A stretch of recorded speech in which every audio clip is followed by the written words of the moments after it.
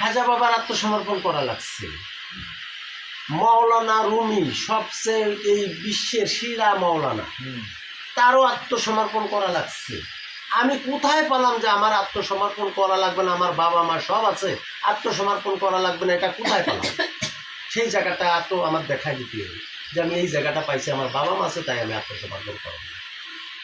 আত্মসমর্পণ একটা জিনিস, মুসলমান হওয়া এটা হলো একটা জিনিস। আর বাবা মা আমাকে জন্ম দিয়েছে, আমি তাদের ভালোবাসবো, তাদের শ্রদ্ধা করব, তাদের সম্মান করব, এটা হলো আরেকটা জিনিস। আর আমি একজনের কাছে আত্মসমর্পণ করে মুসলমান হব, এটা হলো আরেকটা জিনিস। তা আমার মুসলমান হতে যে যদি আমার বাবা মা সবার কাছে শোনা লাগলো, আর আমি সিগারেট খাতি যে, বিড়ি খাতি যে, গাঁজা খাতি যে শোনা লাগলো না, এর কারণ কি?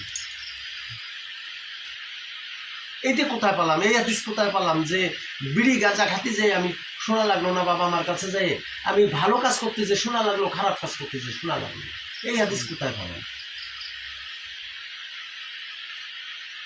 এটা আমরা মনে হয় কোনো হাদিসের থেকে বের করিনি, এটা মন গড়ার থেকে বের করছি। কোনো হাদিসে এরকমের বাণী থাকতে পারে না, এটা মন গড়ার থেকে আমরা কারণে সমাজে পরিস্থিতি আজকে আমরা কিন্তু সংকটে পড়ে গেছি। কেন? আহলে বায়াতটা আজকে আমরা সামনে না এনে, না গ্রহণ করেও ভয় পাচ্ছি। কেন ভয় পাচ্ছি?